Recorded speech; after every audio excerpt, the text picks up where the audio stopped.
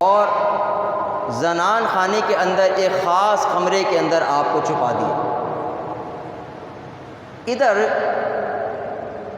ابن زیاد اس کو یہ تجسس تھا کہ پتہ چلے کہ حضرت امام مسلم بن عقیل نے کہاں پناہ لے رکھی، اور ہانی پر اس کو ذرا بھر بھی شک نہیں تھا۔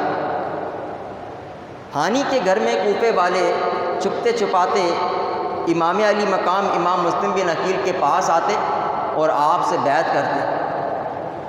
چنانچہ اس نے یہ کیا کہ ایک جاسوس معقل نامی غلام کو مقرر کیا، اس کو 3000 درہم دے کے بھیجا کہ جاؤ جا کے جاسوسی کرو اور امام مسلم بن عقیل کا پتہ لگاؤ کہ امام مسلم بن عقیل کس کے گھر میں پناہ گزین۔ چنانچہ معقل 3000 درہم لے کر آیا۔ اس زمانے میں جاسوسی کا اچھا طریقہ یہ تھا کہ لوگ مسجد میں جا کر بیٹھ جاتے اور مسجدوں میں جو کچھ ہو رہا ہوتا اس سے حالات کا پتہ لگاتے۔ چنانچہ یہ معقل نامی غلام آیا اور آ کے کوفہ کی جامع مسجد میں بیٹھ گیا، سارا دن بیٹھا رہتا اور لوگوں کے حالات کا جائزہ لیتا رہتا۔ حضرت ابن اوسجہ وہ نماز پڑھ رہے تھے، یہ ان کو گھور گھور کر دیکھتا رہا۔ جب وہ نماز سے فارغ ہوئے تو یہ ان کے پاس چلا گیا۔ اس نے جا کے کہا کہ میں محب اہل بیت ہوں، میں نے سنا ہے کہ نبی پاک علیہ السلام کے خاندان کے ایک فرد یہاں تشریف لائے ہیں، اور لوگ ان کے ہاتھ پر امام علی مقام کے لیے بیعت کر رہے ہیں، تو میرے پاس یہ 3000 درہم ہیں، میں یہ ان کی بارگاہ میں نظر کرنا چاہتا ہوں تاکہ وہ اس سے کوئی کار خیر میں اس کو صرف کریں، تو آپ مجھے ان کے پاس لے چلیں تاکہ میں ان کو یہ نذرانہ پیش کروں۔ حضرت ابن اوسجہ نے کہا کہ تجھے میرے سوا اور کوئی نہیں ملا تھا؟ وہ کہتا کہ میں نے آپ کے چہرے پر سعادت کے آثار دیکھے ہیں اور آپ مجھے ان کے دوستوں میں سے معلوم ہوتے ہیں، اس لیے میں نے آپ کو اختیار کیا کہ میں آپ سے ان کا پتہ پوچھوں۔ چنانچہ حضرت ابن اوسجہ اس کے دام فریب میں آ گئے اور اس کی عقیدت و محبت کا یہ اظہار دے کر آپ نے یہ گمان لگا لیا کہ یہ محب اہل بیت ہے۔ چنانچہ آپ اس کو لے کر حضرت امام مسلم بن عقیل کے پاس ہانی بن عروہ کے گھر تشریف لے گئے اور جا کر اس کے عقیدت و محبت کی توثیق بھی کر دی۔ اس نے وہ 3000 درہم امام علی مقام امام مسلم بن عقیل کو پیش کیے۔ حضرت امام علی مقام نے وہ درہم لوگوں کو دیے اور ان سے ہتھیار خریدے۔ ادھر ہانی کا معاملہ یہ تھا کہ ہانی کے مراسم تھے عبید اللہ بن زیاد سے۔ جب سے عبید اللہ بن زیاد کوفے میں آیا تھا، ہانی کا اس کے پاس آنا جانا تھا اور ملاقات تھی، لیکن جب سے امام علی مقام امام مسلم بن عقیل رضی اللہ تعالیٰ عنہ اس کے گھر میں پناہ گزین ہوئے تھے، ہانی نے بیماری کا بہانہ کر کر ابن زیاد سے ملاقات کرنا بند کر دیا تھا۔ چنانچہ محمد بن اشعث نامی شخص جب ابن زیاد سے ملاقات کے لیے آیا تو اس نے اس سے حضرت ہانی کے حالات پوچھے۔ ابن اشعث نے کہا کہ وہ بیمار ہیں۔ ابن زیاد نے کہا مجھے ساری بات معلوم ہے، وہ کوئی بیمار نہیں ہے بلکہ سارا دن اپنے دروازے پہ بیٹھا رہتا ہے، اچھا خاصا ہے، تو تم اس کے پاس جاؤ اور اس کو جا کر کہو کہ امیر کی اطاعت اور ملاقات دونوں ضروری ہیں، لہٰذا ملاقات کو ترک نہ کرے۔ محمد بن اشعث ابن زیاد کا یہ پیغام لے کر حضرت ہانی کے پاس آیا اور حضرت ہانی سے کہا کہ امیر ابن زیاد کو کچھ غلط فہمی ہو گئی ہے، لہٰذا تم چلو اور ان سے ملاقات کرو اور ان کے خدشات کو دور کرو۔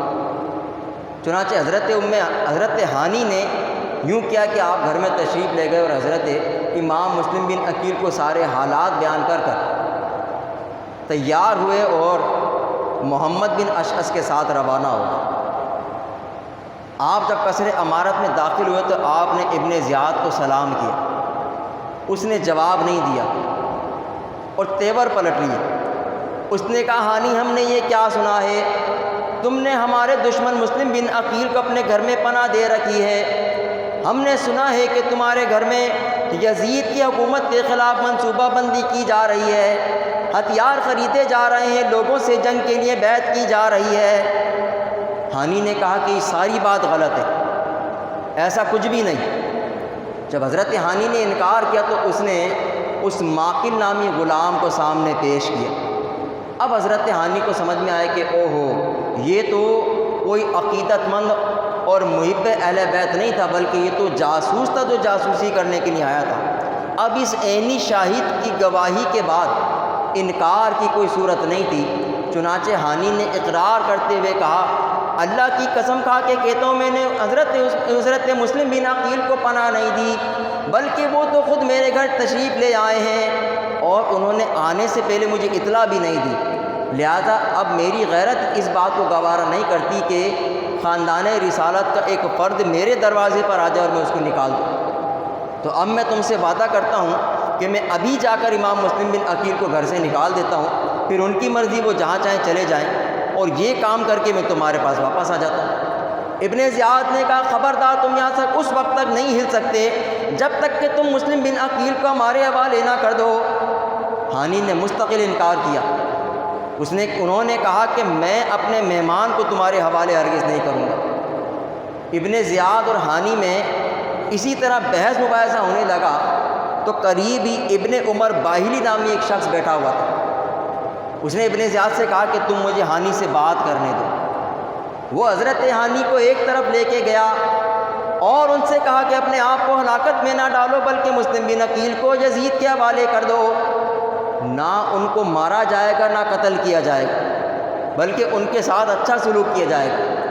حضرت ہانی نے کہا کہ یہ ہرگز نہیں ہو سکتا کہ میں اپنے مہمان کو، جس کو میں نے امان اور پناہ دی ہے، اس کو دشمن کے حوالے کر دوں۔ آپ نے کہا کہ میرے ساتھ تو اب قوت اور طاقت ہے، میرے قبیلے کے خاندان کے لوگ موجود ہیں، اگر میں اکیلا ہوتا تب بھی میں امام مسلم بن عقیل کو تم دشمنوں کے حوالے نہ کرتا۔